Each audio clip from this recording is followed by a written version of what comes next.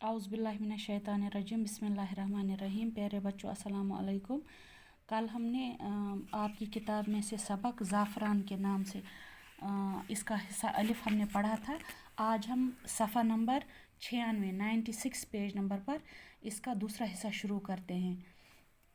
बिस्मिल्लाहिर्रहमानिर्रहीम।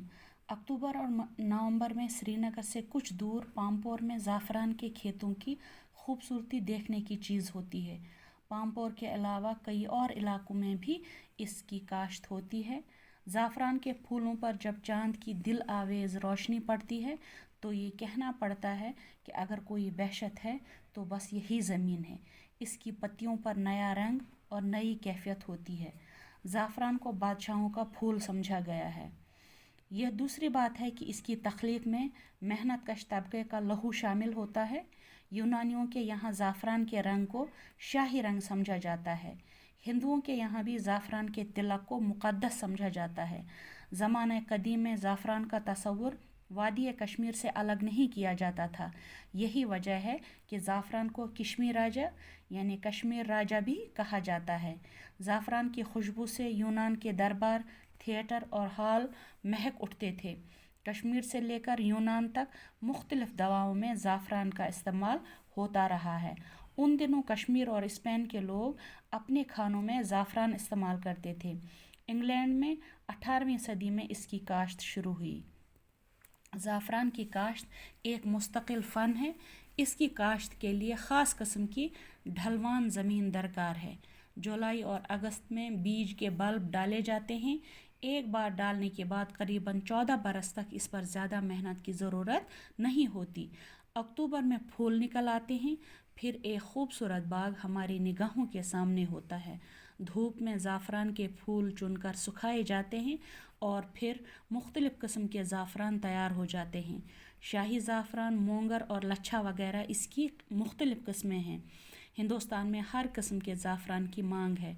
बढ़ती हुई इस मांग की वजह से कश्मीरी ज़ाफ़रान की तिजारत बढ़ती जा रही है। कश्मीर में ज़ाफ़रान की काश्तकारी को बड़े पैमाने पर फ़रोग़ देने के लिए मरकज़ी व रियासती हुकूमत ने कई मंसूबे तश्कील दिए हैं और एक तवील मंसूबा नेशनल ज़ाफ़रान मिशन के तहत हाथ में लिया है। उम्मीद है कि जदीद साइंसी तरीक़ों से भी काश्त करने की कोशिश की जाएगी। और कालिदास ने अपनी नज़मों में ज़ाफ़रान के हुस्न को जिस खूबसूरती से बयान किया है उसकी असली खुशबू तमाम दुनिया में फैल जाएगी।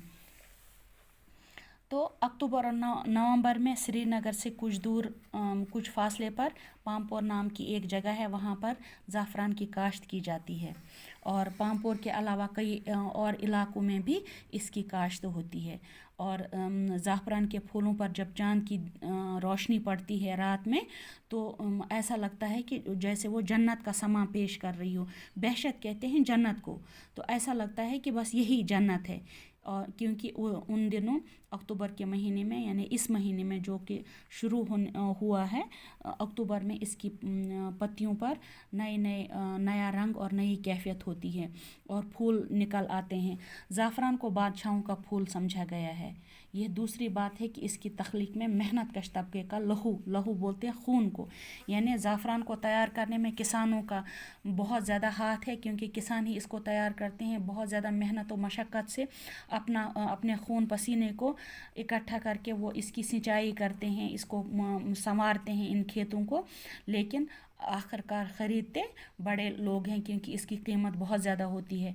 यूनानियों के यहाँ ज़ाफ़रान के रंग को शाही रंग समझा जाता है, यानी यूनान के लोग ज़ाफ़रान के रंग को ये समझते हैं कि ये अमीर तबके का रंग है।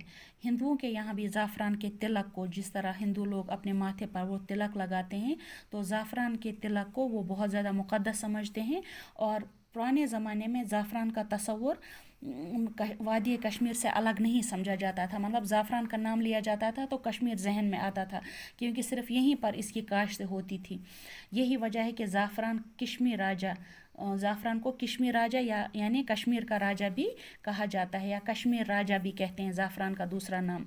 तो ज़ाफ़रान की खुशबू से चूँकि यूनान में बहुत ज़्यादा ये इस्तेमाल होता था, वहाँ के दरबार, थिएटर, हॉल, जहाँ पर भी बड़े बड़े फंक्शंस होते थे, तो वहाँ ज़ाफ़रान की महक से वो सारी जगह महक उठती थी। और कश्मीर से लेकर यूनान तक मुख्तलिफ़ दवाओं में ज़ाफ़रान का इस्तेमाल होता रहा है, पहले भी होता था, आजकल भी होता है। और कश्मीर और स्पेन के लोग जो हैं अपने खानों में ज़ाफ़रान का बहुत इस्तेमाल करते हैं। और इंग्लैंड में भी 18वीं सदी में 1800 ईस्वी में जो है वो इसकी काश्त शुरू कर दी गई थी। और ज़ाफ़रान की काश्त एक मुस्तकिल फ़न है। इसकी काश्त के लिए एक ढलवान ज़मीन की ज़रूरत होती है जिस पर जो है पानी ना ठहर सके। जुलाई और अगस्त में इसके बीज बोए जाते हैं, इसके लिए वो बल्ब लगाए जाते हैं। और एक बार डालने के बाद तकरीबन 14-15 साल तक इसको दोबारा से वो जो जड़ें होती हैं इसकी वो लगाने की ज़रूरत नहीं पड़ती है। और अक्टूबर के महीने में जो है वो ज़ाफ़रान के फूल निकल आते हैं और फिर एक खूबसूरत बाग जो है हमारी आंखों के सामने होता है। जब हम उस पर नज़र डालते हैं तो चारों तरफ ज़ाफ़रानी रंग जो है हमारी आंखों के सामने घूम जाता है। और धूप में जो है फिर अक्टूबर के महीने में इसके ये जो फूल हैं वो चुन कर सुखाए जाते हैं और फिर मुख्तलिफ़ किस्म के ज़ाफ़रान तैयार किए जाते हैं। इसकी मुख्तलिफ़ किस्में हैं, जैसे शाही ज़ाफ़रान, मोंगर, लच्छा वगैरह। और हिंदुस्तान में जो है वो हर किस्म के ज़ाफ़रान की बहुत ज़्यादा मांग है, क्योंकि हिंदू मज़हब में इसकी बहुत ज़्यादा मजहबी अहमियत है इनके यहाँ। और बढ़ती हुई इस ज़ाफ़रान की मांग की वजह से कश्मीरी ज़ाफ़रान की तिजारत भी रोज़ बरोज़ बढ़ती जाती है। तो कश्मीर में ज़ाफ़रान की काश्तकारी को फ़रोग़ देने के लिए यहाँ की हुकूमत ने कई मंसूबे जो हैं वो तश्कील दिए हैं।